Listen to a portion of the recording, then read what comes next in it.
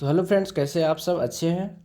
मैं ओम प्रकाश सर पूर्णिया बिहार से। आज आपके लिए लेकर आए हैं बिहार एसएससी, एसएससी जीडी और सीएचएसएल का आने वाली एग्ज़ाम जो होने वाली है उससे रिलेटेड प्रश्न हम आपके लिए लेकर आए हैं। ठीक है, तो चलिए हम लोग देखते हैं। पहला प्रश्न दिख रहा है, जो ए तथा बी के वर्तमान आयु का अनुपात 5:4 है। ठीक है, 2 वर्ष पूर्व उसके आयु का अनुपात 4:3 थी। तो ए की वर्तमान आयु का अनुपात ज्ञात करें, ए का वर्तमान आयु ज्ञात करें। ठीक है, बहुत अच्छा प्रश्न है। चलिए इसको हम लोग सॉल्व करते हैं। देखिए, ए तथा बी की वर्तमान आयु कितना है, यानी वर्तमान की अगर हम बात करें, वर्तमान में क्या है 5:4। ठीक है, और जो है 2 वर्ष पूर्व यानी पहले कितना थी, तो पहले कितना हो रहा है 4:3। तो सबसे पहले जब इस टाइप का सवाल दिया जाता है 2 वर्ष पूर्व, 5 वर्ष पूर्व, 10 वर्ष पूर्व, इसमें हमको चेक करना क्या अंतर दोनों का समान है।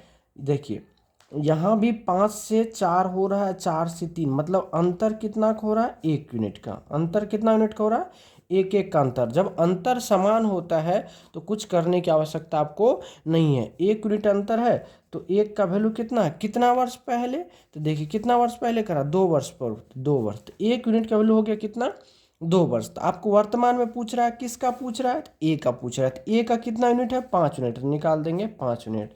तो जगह 2 गुना 5, 5 दूना कितना 10 वर्ष, इसका फाइनल आंसर हो गया।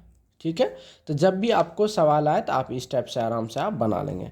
सबसे पहले देखिए, ये वर्तमान का आयु है, अनुपात है, और ये 2 वर्ष पहले का है। तो दोनों में क्या है, समान अंतर से घट रहा है। तो 2 वर्ष इधर है तो 1 यूनिट का वैल्यू 2 हो गया। तो 5 किसका पूछ रहा था, 5 का, तो 5 का वैल्यू हो गया 10, क्योंकि किसका पूछ रहा है, देखिए ना ए का पूछ रहा है, ए का वर्तमान आयु। तो ए का कितना वैल्यू है 5 यूनिट है, इसलिए 5 यूनिट निकाल दिए। ठीक है, चलिए अब आगे के प्रश्न की बात करते हैं। अगला प्रश्न क्या है, पढ़िए तब तक आप लोग। तबीयत खराब होने के कारण जो हम वीडियो नहीं डाल रहे थे, इसके लिए माफ़ी चाहूँगा। कोई धन साधारण ब्याज की दर पर 6 वर्ष में 2 गुनी हो जाती है, तो यह कितने वर्ष में 4 गुनी हो जाएगी। ठीक है, तो चलिए इस टाइप के सवाल को बनाने के लिए आराम से हम लोग बनाते थे। 6 वर्ष, कितना वर्ष 6 वर्ष में कितना होती है 2 गुनी हो जाती है। जितना गुनी हो जाती है उससे 1 कम लिखेंगे। तो कितना गुनी, 2 वर्ष में 2 गुनी हो जाती तो हम 1 गुनी लिखें। ठीक है, 1 गुनी लिखें। चलिए अब पढ़िए, यह अपने 4 गुनी होने में कितना समय, जब 4 गुनी कहेगा तो आपको उससे 1 कम लिखना। तो कितना गुनी, समझिए 3 गुनी। ठीक है, तो अब ये समझिए इसका कितना गुनी हो रहा है 3 गुनी हो रहा है। तो आपको इसका भी आपको करना है कितना 3 गुना है। तो 6 कितना हो गया 18 वर्ष, इसका फाइनल आंसर हो जाएगा। और इसका अगर फॉर्मूला पे बनाइएगा तो इसका फॉर्मूला होता है, ठीक है, T1 बटे T2 बराबर N1-1/N2-1। ये फार्मूला होता है। आप फार्मूला पर चाहेंगे तो फार्मूला पर भी बना सकते हैं, लेकिन बेहतर धन यही रहेगा। कहता है कोई धन 6 वर्ष में 2 गुनी हो जाती है, तो 6 वर्ष में हमने लिखा 1 गुनी। कह रहा कितने वर्ष में 4 गुनी हो जाएगी, तो 3 गुनी लिखा। तो ये इसका कितना गुना हो रहा, 3 गुना हो रहा था, इसको भी 3 गुना कर दिया, आंसर आ गया। ठीक है, अब आइए अगला प्रश्न। सब प्रीवियस ईयर का पूछा हुआ प्रश्न। करा एक बैग में 25 पैसा, 10 पैसे और 5 पैसे के सिक्के 1:2:3 के अनुपात में, यदि कुल 30 रुपया हो तो 5 पैसे के सिक्के की संख्या निकाले। बहुत बढ़िया। तो कितने पैसे हैं 25 पैसा और 10 पैसा और 5 पैसा, और सिक्का की संख्या कितना दिया हुआ है, संख्या का अनुपात दिया हुआ है 1:2:3। चलिए इसको हम लोग बना लेते हैं फटाक से। 25 पैसा का 1 सिक्का है तो हो गया 25 पैसा। 10 पैसा का 2 सिक्का हो गया तो 10 दूना 20 न हो गया। इसको करें 20 हो गया। अब आइए 5 पैसा का 3 सिक्का, तो 5 से कितना हो गया 15 पैसा हो गया। तो अब सभी को जोड़िए आप, कितना पैसा हो गया, तो 25 पैसा 5, 30, 10, 40 20 कितना हुआ 60 पैसा। 60 पैसा मतलब कितना, 60 पैसा को आप रुपया में अगर बदलेंगे तो कितना होगा, 0 पॉइंट कितना होगा, 60 होगा, क्योंकि यहाँ रुपया आपको दिया है तो इसको भी रुपया में बदलना। तो 0.60 यूनिट का वैल्यू कितना दिया हुआ, 30 है। तो आपको 1 यूनिट का वैल्यू निकालना, तो कितना हो जाएगा, 30/0.60, ये पॉइंट उड़ेगा तो ऊपर में 100 हो जाएगा। अब किसका मांग रहा है, 5 पैसे की संख्या, किसकी मांग रही, 5 पैसे। 5 पैसे की यूनिट कितना है, 3 यूनिट ना। ये 5 पैसे की जो संख्या हो 3 यूनिट है, तो आपको निकालना कितना, 3 यूनिट का निकालना। तो हो जाएगा 30 गुना 100 तो होगा, बटे 60 भी होगा, गुना 3 भी होगा। 3 से काटेंगे तो कितना होगा, 20 या 60, 20 से काटेंगे तो 20 पंचे 100, तो 30 पंचे कितना हो गया, 150। इसका जो सिक्के की संख्या हो गया कितना हो गया, 150। समझ में आया, फिर से समझिए, ये 25 पैसा हो गया, ये 10 पैसा हो गया, ये 5 पैसा हुआ। 25 पैसा की ये सिक्के का अनुपात दिया हुआ 1:2:3, अर्थात 25 पैसा का 1 गो सिक्का है, 10 पैसा का 2 गो सिक्का है, 5 पैसा का 3 गो सिक्का। तो 25 पैसा के 1 सिक्का हो गया तो 25 पैसा हुआ, 10 पैसा का 2 गो सिक्का है तो 20 पैसा हुआ, और 5 पैसा का 3 गो सिक्का है तो 15 पैसा हुआ। टोटल अगर आप पैसा जोड़ेंगे तो 60 पैसा हो गया। कितना, 60 पैसा। जब रुपया में चेंज करेंगे तो 0.60 रुपया हो गया, ठीक है, क्योंकि 1 रुपया बराबर कितना पैसा होता है, 100 पैसा होता है, ठीक है। तो बैग में टोटल पैसा कितना था, 30 रुपया था, तो 0.60 रुपया का वैल्यू 30 हो गया, तो 1 का वैल्यू इतना हो गया, 3 का वैल्यू निकालना था, ठीक है। मैं उम्मीद करूँ ना समझ में आया। चलिए अगला क्वेश्चन पे चलते हैं। अगला प्रश्न पढ़ेंगे। प्रश्न क्या कहता है, एक ट्रेन 400 मीटर लंबे एक पुल को 20 सेकंड में पार करती है। यदि रेलगाड़ी की चाल 30 मीटर प्रति सेकंड है तो ट्रेन की लंबाई ज्ञात करें। तो जब भी आपको इस टाइप के सवाल दे दे जो ट्रेन की लंबाई ज्ञात करे, पुल को पार करने में समय दे दे और दूरी दे दे, तो सबसे पहले यहाँ से निकाल लेंगे आप दूरी। दूरी कितना तय की, तो दूरी बराबर क्या होगा, चाल गुना समय। चाल गुना क्या होता है, समय। किस चाल से जा रहा है, 30 मीटर प्रति सेकंड। कितना समय लेता है, 20 सेकंड लेता है। तो कितना दूरी किया, 600, यानी वह 600 मीटर की दूरी तय करता है कितना सेकंड में, 20 सेकंड में। और पुल को भी पार करता है कितना सेकंड में, 20 सेकंड में। तो पुल को जब पार करता तो वो अपनी भी लंबाई पार करता था, अर्थात ट्रेन की लंबाई। ट्रेन की लंबाई बराबर क्या हो जाएगा, इस 600 में से माइनस कर देंगे पुल की लंबाई, अर्थात कितना, 200 मीटर। ये आपका फाइनल आंसर हो गया, ठीक है। तो पुल को पार करने में लगा समय बराबर क्या होता है, बात हमेशा याद रखिएगा, ट्रेन की लंबाई प्लस प्लेटफॉर्म की लंबाई बटे ट्रेन की चाल, ठीक है। चलिए समझ में आ गया होगा। अगला प्रश्न की बात करेंगे। दो रेलगाड़ी विपरीत दिशा में चलती है, जिसमें से एक की गति 36 किलोमीटर प्रति आवर तथा दूसरे की गति 45 किलोमीटर प्रति आवर है, ठीक है। धीमी गति से चलने वाली रेलगाड़ी में बैठा हुआ व्यक्ति तेज चलने वाली रेलगाड़ी को 8 सेकंड में पार करती है, तो तेज चलने वाली रेलगाड़ी की लंबाई ज्ञात करें। बहुत अच्छा प्रश्न है। चलिए अब देखिए, एक रेलगाड़ी इधर से जा रही है और एक रेलगाड़ी इधर से आ रही है, तो इनकी चाल कितना है, 36 किलोमीटर प्रति आवर, और इनकी चाल कितना है, 45 किलोमीटर प्रति आवर, ठीक है। विपरीत दिशा में चल रही है। तो अब इसमें क्या आपेक्षिक चाल निकलेगा, क्या आपेक्षिक चाल। आपेक्षिक चाल निकालेंगे तो कितना होगा, दोनों चाल आपस में जुड़ जाएगा, तो 45 + 36 कितना होगा ये, तो 6 × 5 = 11 और 5 × 4 = 3 7 × 1 = 8, 81 किलोमीटर प्रति आवर हो गया, ठीक है। अब इसको इतना हो गया, समय कितना लेता है, 8 सेकंड में। तो यहाँ से निकाल देंगे दूरी। दूरी बराबर क्या होता है, चाल गुना क्या, समय। तो कितना दूरी तय करेगा, अब ये देखिए, तो 81 गुना इसको 5/18 से कर देंगे, गुना कितना, 8 कर देंगे, ठीक है। 9 81, 9 दूना 18, 2 चौके 8, 4 पंचे 20, 20 में कितना हो गया, 180 मीटर। वह ट्रेन जो है कितना मीटर की है, 180 मीटर, क्योंकि देखिए ट्रेन में बैठा आदमी को कह रहा है, ना कि कह रहा है ट्रेन में की लंबाई ज्ञात करें। दूसरा ट्रेन की लंबाई से कोई मतलब नहीं, इनको सिर्फ किससे मतलब है, ट्रेन में बैठा आदमी से। कोई भी ट्रेन जो है किसी व्यक्ति को पार करता है, मतलब खुद की लंबाई को क्या करता है, पार करता है। अर्थात ट्रेन की लंबाई कितना हो गया, 180 मीटर। लिख देंगे यहाँ पे तेज चलने वाली रेलगाड़ी की लंबाई बराबर कितना हुआ, 180 मीटर। ये फाइनल आंसर, ठीक है।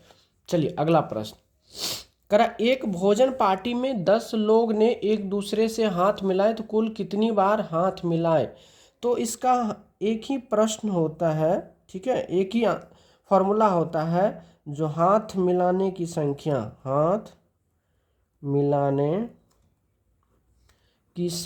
फॉर्मूला जो होता है n इंटू एन माइनस 1/2 होता है। तो कितना आदमी था, 10 आदमी। तो 10 गुना 10 माइनस 1/2, 2 से काट दीजिए, 2 पंचे 10, इधर हो गया 5 गुना 9, तो कितना हो गया, 9 पचे 45 बार हाथ मिलाया गया, ठीक है। चलिए समझ में आ गया होगा। अब नेक्स्ट क्वेश्चन की हम लोग बात करते हैं, ठीक है। चलिए नेक्स्ट क्वेश्चन की बात करेंगे। क्या करा, यदि ए का वेतन बी के वेतन से 25% कम है तो बी का वेतन ए के वेतन से कितना % अधिक है। बहुत बढ़िया सवाल है। ए मान लेते हैं, बी मान लेते हैं। कह रहा ए का वेतन बी के वेतन से 25% कम है, तो बी अगर 100 हुआ तो ए कितना हो गया, 75। तो कह रहा बी के वेतन ए के वेतन से कितना अधिक है, तो दोनों में अंतर कितना का है, 25 का। तो 25 अधिक है, ठीक है, किस पर, प्रतिशत अधिक में 75 पे ना। अब प्रतिशत में बदलने के लिए कितना से गुना करेंगे, 100 से। 25 का 25, 25 या 75, ये हो गया 100 बटे कितना, 3, अर्थात 33.1/3% क्या है, अधिक है, ठीक है। तो प्रतिशत देखिए, ए का वैल्यू कितना है, 75, बी का वैल्यू कितना है, 100। अब कह रहा है कितना अधिक है, 75 से कितना अधिक है, 25 अधिक है। किस पे अधिक है, तो 75 पे ना अधिक है, 75 से ना 25 अधिक है। प्रतिशत बदल 100 से गुना कर देता है, आ गया। चलिए आगे की प्रश्न की बात करेंगे। करा एक कार्य को पूरा करने में बी से 50% अधिक समय लेता है। यदि दोनों एक साथ कार्य करते हैं तो उन्हें पूरा करने में 18 दिन का समय लगता है। तदनुसार बी अकेले उस कार्य को करें तो कितने दिन में पूरा करेंगे। बहुत अच्छा सवाल है, देखिएगा। ए मान लेते हैं, बी मान लेते हैं, यहाँ इसका टाइम मान लेते हैं। तो ए अगर मान के चलिए, बी अगर 100% है तो ये कितना लेता है, 150% की बात होती है। तो टाइम का रेशियो, अगर इसको अगर काटिएगा तो 50 या 150, 50 900, 3:2 हो गया। तो इफिशेंसी की अगर बात किया जाए तो 2 अनुपात कितना हो जाएगा, 3 हो जाएगा, होगा कि नहीं। टाइम को उल्टा इफिशेंसी होता है। अब यहाँ से अगर आप कुल कार्य की बात करेंगे, कुल कार्य दोनों आदमी मिल के करता है, दोनों का क्षमता कितना है, 3 2 5, और कितना दिन में करता है, 18 दिन में। कर आप केवल बी करेगा तो बी का क्षमता कितना है, 3, तो केवल बी करेगा तो 18 पंचे कितना हो गया, 90 काम को कौन करेगा, बी की क्षमता कितना है, 3, कितना होगा, 30 डे। ये आपका आंसर हो गया,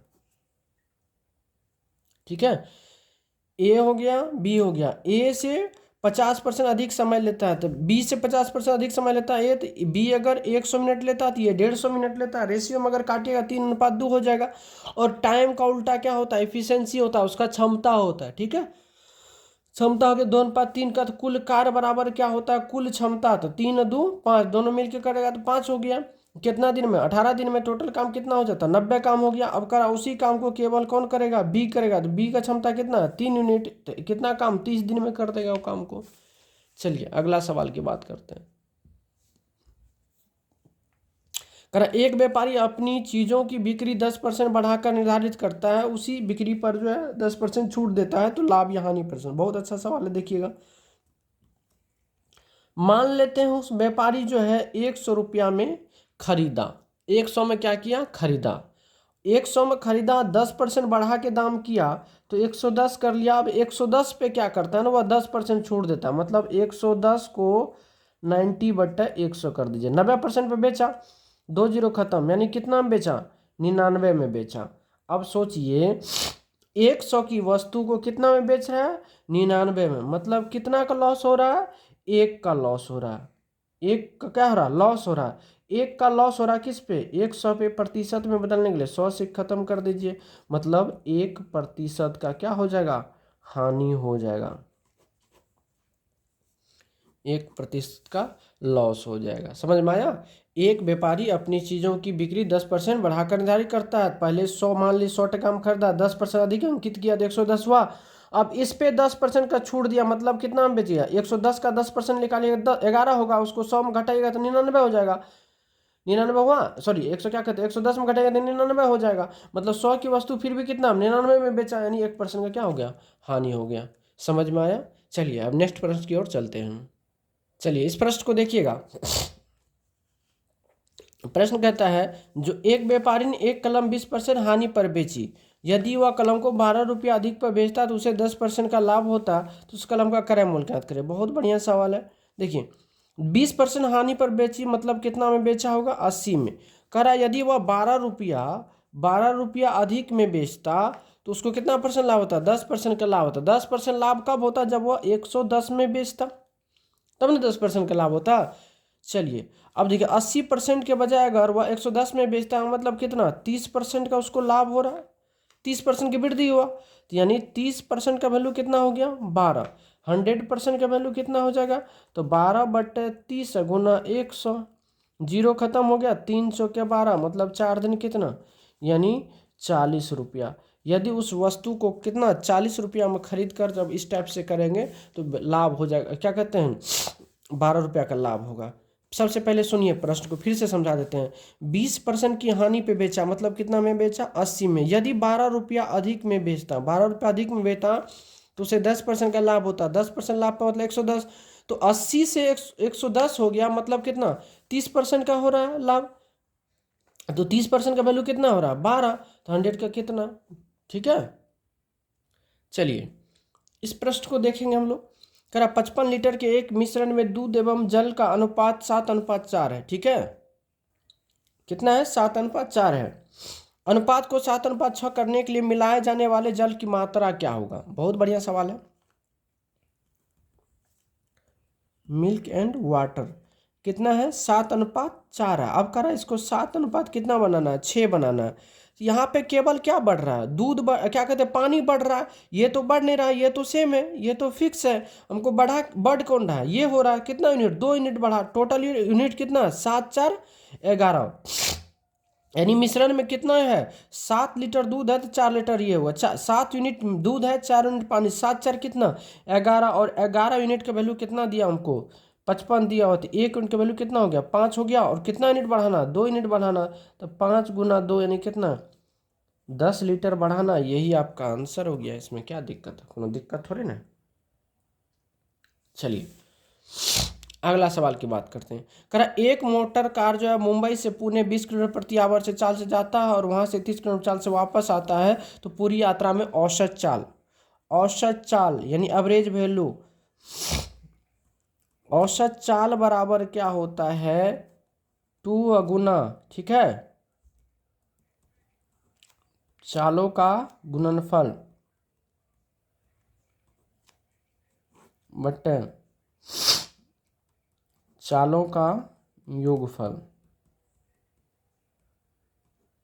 ठीक है, तो अब यहाँ से हो जाएगा 2 गुना 20 गुना 30 बटा 30 20 50, जीरो खत्म हो गया, 5 6 30, 6 दूना 12 दूना कितना हो गया, 24 किलोमीटर प्रति आवर। ये आपका आंसर हो गया। ठीक है, तो क्या आंसर हो जाएगा, 24 किलोमीटर। जब भी औसत चाल की बात आए तो 2 गुना चालों का गुणनफल बटे चालों का योगफल कर देना। ठीक है, तो इस टाइप के जब भी प्रश्न आपके एग्जाम में पूछे जाएंगे तो आप आराम से बना दीजिएगा। ठीक है, अगर कहीं भी दिक्कत होता है तो आप हमसे पूछ सकते हैं। ठीक है, आज के लिए बस इतना ही, धन्यवाद।